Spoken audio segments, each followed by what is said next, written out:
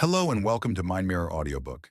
This is a space where we don't just listen to words, we reflect on them, where every idea becomes a quiet mirror, helping us see a little deeper into who we are and who we might become. Whether you're here to learn, to grow, or simply to sit with a thought that lingers a bit longer, we're honored to have you with us. Let's begin today's journey together. In Rich Dad, Poor Dad, Robert T. Kiyosaki contrasts the teachings of his two fathers, one rich, one poor. The rich dad, though lacking formal education, became one of the wealthiest men in Hawaii, teaching Kiyosaki about the importance of financial literacy. On the other hand, the poor dad, highly educated with multiple advanced degrees, struggled financially despite a successful career. Both fathers valued education, but had different perspectives on money. The rich dad focused on building wealth through investments and entrepreneurship, while the poor dad believed in working hard for a paycheck and job security. This contrast shaped Kiyosaki's views on financial independence and wealth building, emphasizing the value of financial education over traditional schooling. Having two fathers, one rich and one poor, offered me contrasting perspectives on money. The rich dad believed that the love of money was not evil but essential for success, while the poor dad thought money itself was the root of all evil. Growing up with both, I had to think critically, comparing their viewpoints rather than simply accepting or rejecting them. This forced me to develop my own understanding of money and financial independence. The lack of financial education at home and school often leads to struggles, despite formal education.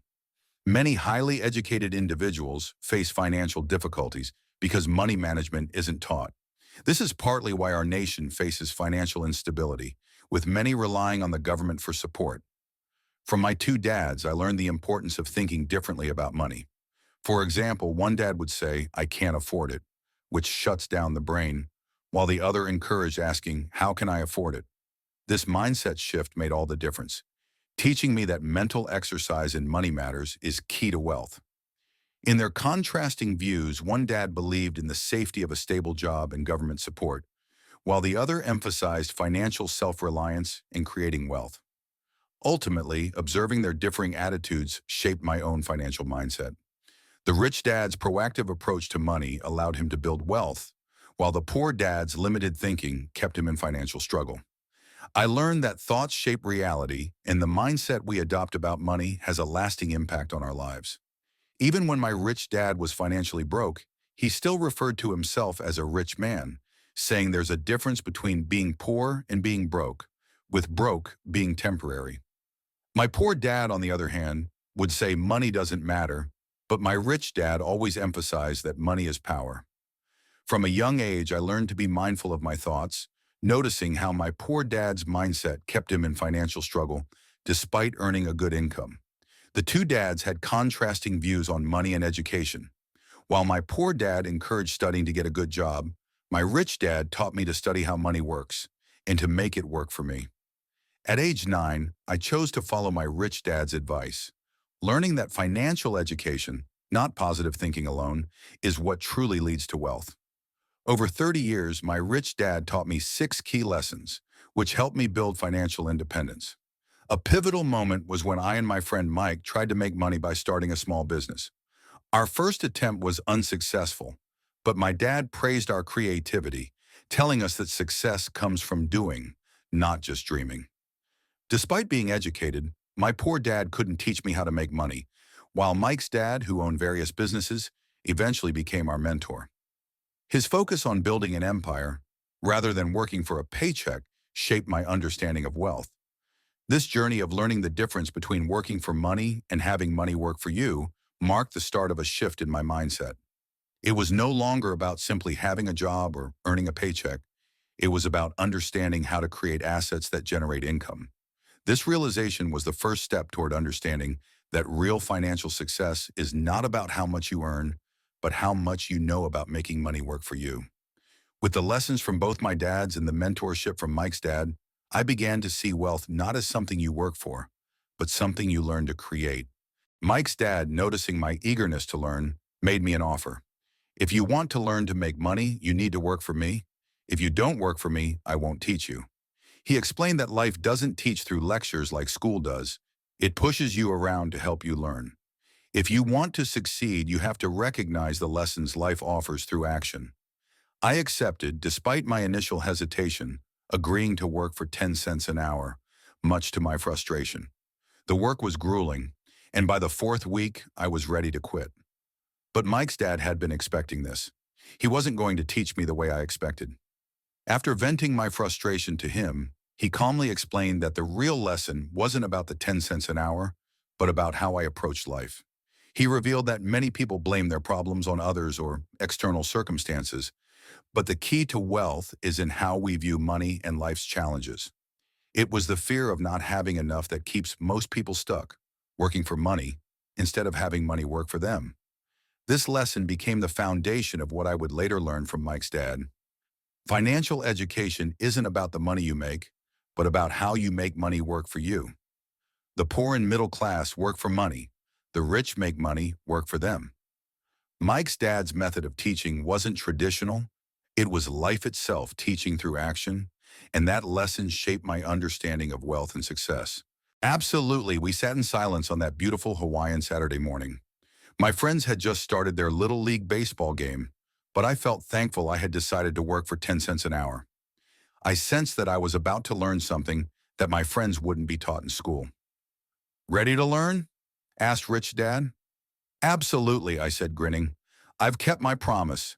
At 9 years old, you've gotten a taste of what it feels like to work for money. Now imagine doing this for 50 years and you'll understand what most people spend their lives doing." "I don't understand," I said. "How did you feel waiting in line to see me, wanting to get hired and ask for more money?"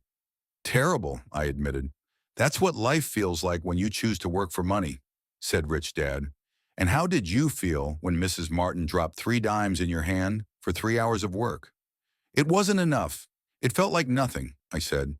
"And that's how most employees feel when they look at their paychecks, especially after taxes," Rich Dad explained. "The government always takes its share first." I was shocked. "Most workers don't get paid everything." "No," Rich Dad replied. "The poor and middle class are taxed heavily because they work for money. The rich know how to make money work for them." "But why do people let the government do that?" I asked. "The poor and middle class do. I bet your dad pays more taxes than I do, even though I earn more." As the conversation continued, Rich Dad emphasized the difference between working for money and making money work for you. He warned that most people never study how money works. They just work hard, hoping for a big break, but end up stuck in debt. I felt a deep shift in perspective. "Do you still have the passion to learn?" Rich Dad asked. "Yes," I said, eager to continue. "Good," he said. "Now you'll work for nothing." I couldn't believe what I was hearing. "What? Nothing? You said you wanted to learn how to not work for money, so I'm not going to pay you anything." He explained that this was a test, a way to teach me about how life works. The next 3 weeks felt like a raw deal, but Rich Dad's lessons weren't about paychecks. He was teaching me how to see the bigger picture, beyond the immediate desire for money. Then one Saturday, Rich Dad gave me a choice, a small raise or a lesson. "Doesn't $25 an hour sound good?" he teased. "What about $2 an hour?" The temptation to accept the money was overwhelming, but Rich Dad understood something I didn't yet grasp. How many people fall into the trap of working for money without ever understanding how to make money work for them? He was testing me, trying to show me that if I took the offer, I would be like everyone else, trapped in the cycle of working for money without ever learning how to build wealth. I didn't take the deal, and in that moment I realized the lesson. Financial education is about making decisions based on long-term growth, not short-term rewards. Important, but it's also crucial to understand that for most people, working for money is driven by fear and desire, not logic. The problem is that these emotions, fear and desire, can keep people stuck in the cycle of working hard for money without ever understanding how to have money work for them. Rich Dad explained further, "A job is a short-term solution to a long-term problem. When people face fear about money, they react emotionally, seeking a job as a quick fix, not realizing that it only perpetuates the cycle. Most people never stop to think if this path is really the best long-term solution. Instead, they work to get money, which temporarily soothes their fears, but it doesn't solve the underlying problem. Mike and I sat there absorbing the lesson. But what about my dad? I asked. He's always telling me to work hard and find a good job with benefits. Isn't that the way to financial security? Rich Dad nodded thoughtfully. Your dad's advice is common. Most people recommend it because it's safe, but it's rooted in fear. The fear of not fitting in, the fear of not earning enough, and the fear of not having enough security. He wants the best for you, but his advice is based on his own fear. As I reflected on this, I realized that the real lesson wasn't just about having a job or going to school. It was about understanding the emotions behind our decisions and recognizing that true wealth comes from using both our mind and emotions wisely. Rich Dad finished by saying, you don't need to remove fear and desire completely. They're natural, but you need to stop letting them control your actions. The goal is to become the observer, not the reactor, of your emotions. Once you learn to control your thoughts and emotions, you can make better decisions about money and life. That day, I learned a powerful lesson about money, emotions, and the path to wealth. It wasn't just about working harder or following the traditional path. It was about understanding how money truly works and how to make it work for you without being driven by fear or desire and a liability. And because they don't understand the simple concept, they acquire liabilities instead of assets. What people think are assets, things like their house, car, and fancy clothes, are often liabilities that cost them money rather than assets that generate income. Rich Dad explained, an asset is anything that puts money in your pocket. A liability is anything that takes money out of your pocket. The wealthy focus on acquiring assets, while the poor and middle class often buy liabilities thinking they're assets. Mike and I sat in silence, letting that idea sink in. It was so simple, yet so profound. We were taught to view the world in a completely different way. Instead of buying things that looked good or provided short-term pleasure, we learned to think long-term and focus on acquiring things that would generate wealth for us. Now, this may sound easy, Rich Dad continued, but most people don't understand the difference. They are conditioned to think that owning a home is an asset, that a car is an asset, or that a shiny new gadget is an asset. In reality, these things cost you money and don't bring in any. So the key to becoming rich is to focus on buying real assets, things like rental property, stocks, bonds, and businesses that generate passive income. The idea of focusing on assets made so much sense, but it also left us with a big question. How could we acquire assets when we didn't have any money? Rich Dad smiled at our confusion. That, he said, is the lesson of a lifetime. You don't need money to start acquiring assets. It all starts with your mindset. You need to educate yourself on how to find opportunities, how to invest wisely, and how to make money work for you. From that moment on, Mike and I began to see the world differently. Instead of focusing on working hard for a paycheck, we focused on how we could create assets and make them work for us. The simplicity of the idea was powerful, and it would be the foundation of everything we built going forward. In the coming weeks and months, we would dive deeper into the idea of assets and liabilities, and Rich Dad would teach us how to build our financial foundation. We would learn that financial literacy is the key to unlocking the life we truly wanted, one where money worked for us instead of us working for money. And just like that, our journey toward true financial independence had begun. To cover my expenses. This means that according to the definition of wealth, I have only half a month's worth of financial survival because my cash flow is not enough to cover my expenses for a full month. This realization is a clear and practical way to measure how far I am from true financial independence. Fuller's definition of wealth helps me focus on cash flow rather than net worth. Net worth can be misleading because it includes non-income generating assets, like a house or a car, that don't contribute to financial survival in the long run. But cash flow, money coming in consistently without having to work for it, is what truly represents wealth. Once I understood this, I realized that being financially independent isn't about accumulating expensive assets or getting a higher paying job. It's about creating a steady stream of income from assets that continue to work for me, even when I'm not working. This shift in mindset, from focusing on accumulating wealth through earned income to generating passive income through assets, was the turning point in my journey toward financial freedom. As Mike and I continued our learning, we understood that true wealth isn't just about having more money. It's about making sure your money works for you, covering your expenses, and allowing you the freedom to choose how you live without being tied to a paycheck or a job. Once you master this concept, the pursuit of financial freedom becomes a more attainable goal. So as we focused on building and acquiring assets, we started to look for opportunities that would help us grow our cash flow, whether through real estate, investments, or other income-producing ventures. This was our path to wealth, creating enough cash flow to cover our expenses, growing our assets, and making sure our money worked for us rather than the other way around. In the end, our goal wasn't just to make more money or to live paycheck to paycheck. It was to achieve financial independence by building a solid foundation of assets that would grow over time and provide us with the freedom and security that only financial literacy and smart money management can bring. That was the lesson I learned from my rich dad, and it's a lesson that continues to guide me today. Their tax liability, using their knowledge of legal structures like corporations to protect their wealth and keep more of what they earn. This is why the rich are able to grow their wealth exponentially, while the middle class and the poor continue to struggle financially. The key to escaping the cycle of working for a paycheck and paying high taxes is to understand how the rich use their knowledge of money, tax laws, and corporations to their advantage.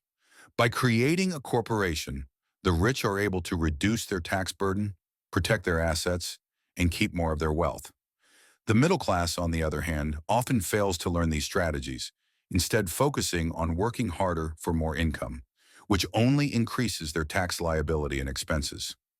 What makes the rich different is not their income or their ability to work hard, but their financial education. The rich know how to use their money to make more money, while the middle class and poor are often too focused on their job security and increasing their income, without realizing that the key to financial freedom lies in acquiring assets, reducing liabilities, and using the power of money to work for them. This understanding is what separates the rich from the rest. While most people are trapped in the rat race of earning a paycheck, paying taxes, and accumulating liabilities, the rich focus on building their asset columns.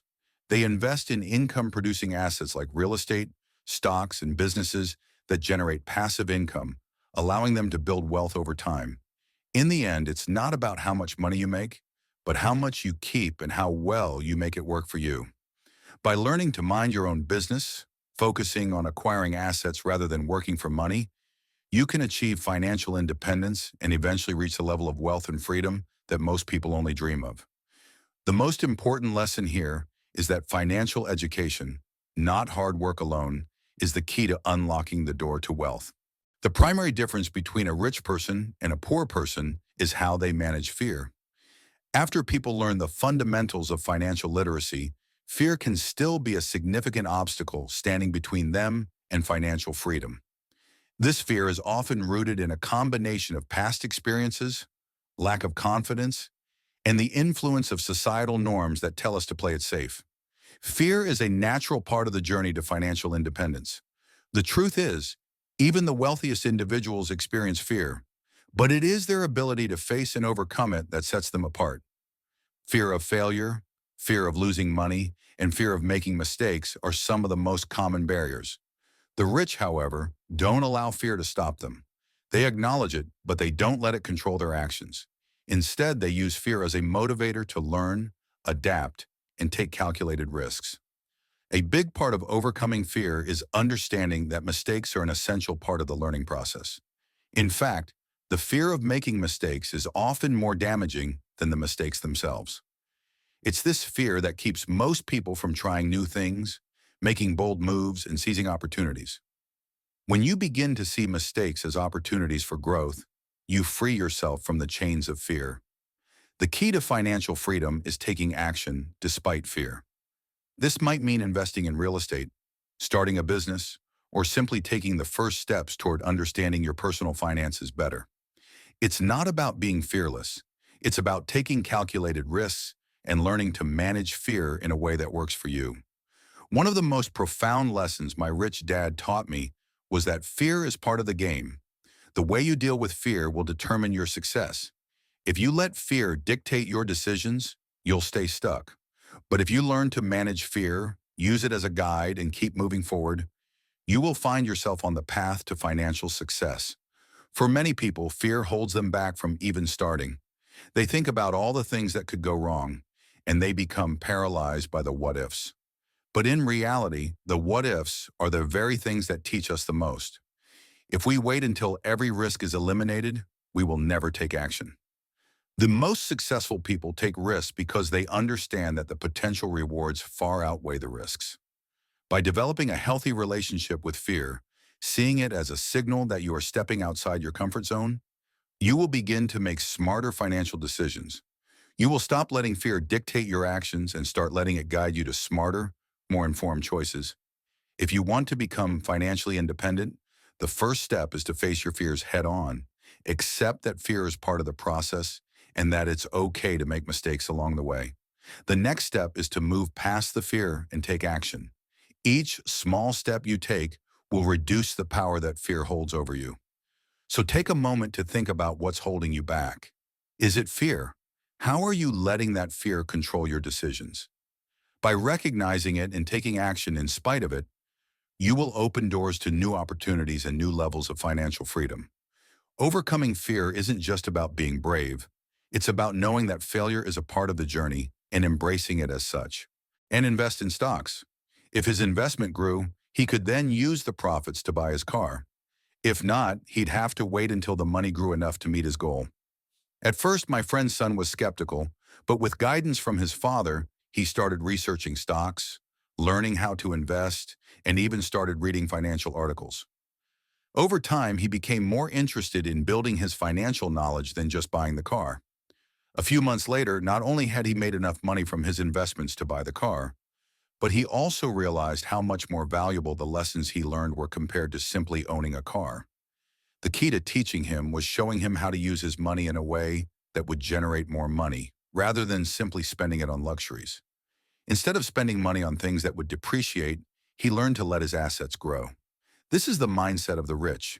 They use their assets to buy luxuries. This approach allows them to enjoy the finer things in life without sacrificing their financial future. This is a crucial concept.